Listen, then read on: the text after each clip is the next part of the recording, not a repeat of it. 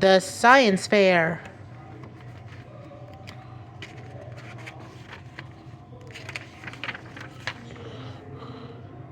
Chapter 1, Finding the Project.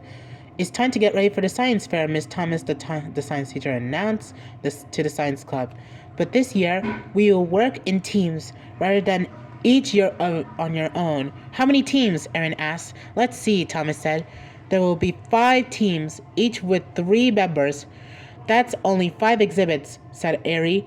How are we going to pick the teams? Tanya asked. We'll pick names out of a hat, Miss Thomas said. Soon everyone was part of the team. The fair is in 2 weeks, Miss Thomas said. With hard work and determination, you'll all be done in time. There will be a prize for the best exhibit. What's the prize? Ari asked. I'll keep that as a surprise, Miss Thomas said. I predict that this year's fair will be our best yet. Tanya, Erin, and Ari, who were on the same team, met in the school cafeteria. Who has an idea for the exhibit? Tanya asked. How about a building? Ari asked. Ari said. It has to be something connected to science, said Tanya. How about a building that houses a nuclear reactor? Ari asked. A nuclear reactor? Erin said. You mean the kind that produces electricity? That's right, Ari said. But just a model of the building. Maybe we could include a diagram of how a reactor works. Scientific, but it's not too exciting. I think we should have an exhibit that does something. You have a better idea, Ari asked. Let's meet tomorrow, Erin said. If we haven't thought of anything else, we could go with Ari's idea. Thanks a lot, Ari said. Don't be upset, Erin said. It's just that we all have to agree on something. That's right, Ari said. Tomorrow then.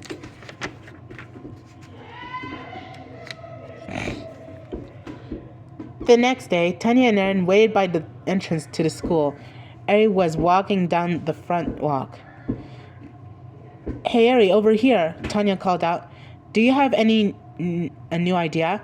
Ari asked. Erin was telling me about a program she saw on the TV last night. Tanya said.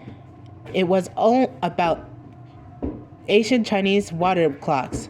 Some of them were in towers at least 30 feet high. Water clocks, Ari said. They use running water to tell time, Erin said. I still like my idea. It is different, Ari said. Forget about it, Tanya said. A water clock is something we could actually build and make it work. We could build a model of a clock tower, Erin said. I don't know about this ancient building stuff, Ari said. It's not modern. We wouldn't have the modern stuff if it weren't for the ancient stuff, Tanya said. The measurement of time is important in science, and it had to start somewhere.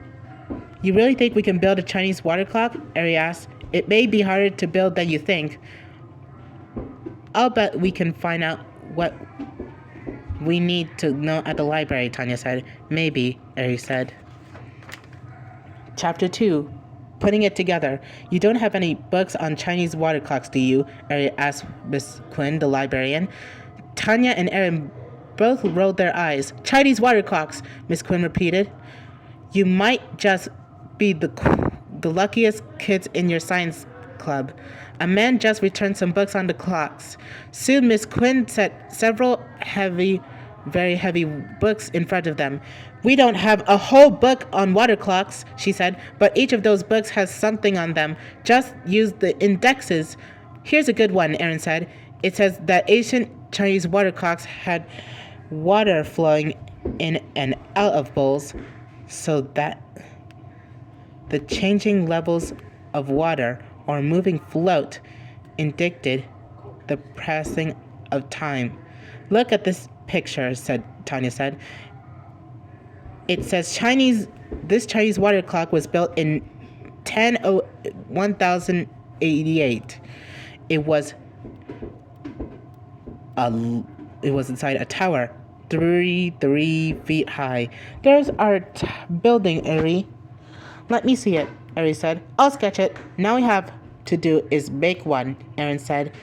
How will we do that? Eri asked. Simple, Tanya said. It says right here that some early devices for telling time relied on the flow of water through a small hole in a container.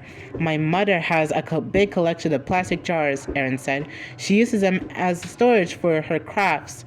They would be perfect for our clock. All right, Tanya exclaimed. We can put a pinhole in the bottom of one jar and time the water as it drips out.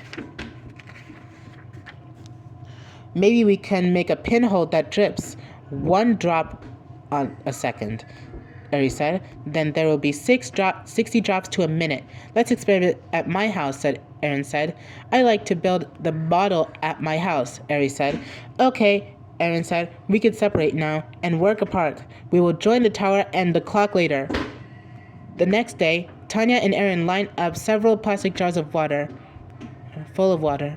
Each had a different size pinhole in the bottom. We need to find one that has the right number of drops per minute so that it will empty in 12 hours, Tanya said. I'll put the measuring lines on the bottom jar, Aaron said. We'll pour the water from the bottom back into the top to repeat the cycle, Tanya said. It won't be exact, but it will be close. Let's color the water blue so we can read the lines on the bottom jar easier, Aaron said. Good thinking, Tanya said. While they were working, Eri called. How tall do you want the model to be? He asked. Hold on, Tanya. I'll measure it.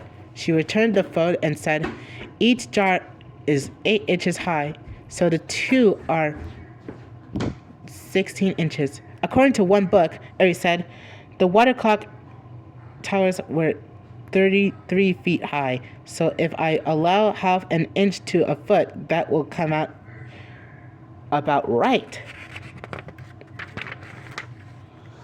Thanks, Eri, Tanya said as she hung up the phone. Do you think Eri will finish in time? Aaron asked. If he doesn't, our project and our lives will be ruined, Tanya said dramatically. I think he'll come through, Aaron said. I don't know, Tanya said. He really wanted to build that nuclear reactor. He can build one next year, Aaron said. Several days later, Tanya and Aaron were in Aaron's kitchen waiting for Eri. He said he'd be here an hour ago. Tanya said, he's certainly giving us a hard time. I still think we are in a good team, Aaron said. Everything will come together. There was a knock at the door. Eri was carrying a crate with the bottle inside it. Sorry I'm late, Eri said as he put the crate on the kitchen table. I had to make some last-minute changes. I put a window in front so that you can read the time. The back is open. This is great, Tanya said, as Eri took the model out of the crate.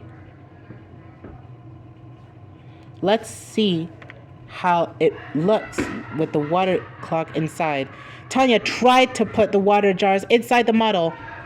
Oh, no, she said. The jars don't fit. They don't fit, Eri said. They're just a bit too big, Tanya said. What do we do now? Aaron said. Don't worry, I'll fix it, Eri said. You're sure you can do it in time? Aaron asked. Just leave it to me, Eri said. Chapter 3, at the science fair. The morning of the science fair, Tanya and Aaron met again in Aaron's kitchen. Aaron's mother was getting ready to go to work. How do you like our water clock? Aaron asked. I'm sure it will win a prize, she said